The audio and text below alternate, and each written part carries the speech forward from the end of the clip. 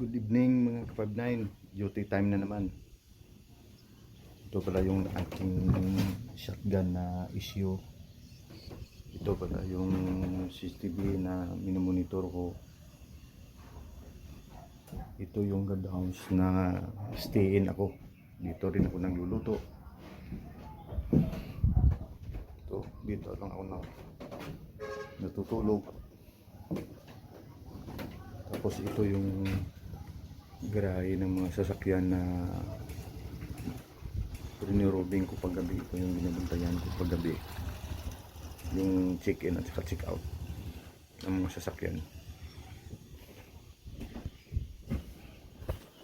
Mga ka-59, thank you pala sa mga new subscriber ko at salamat sa tatlong nagdagdag kasi dati 28 lang subscriber ko, ngayon ay 32 na.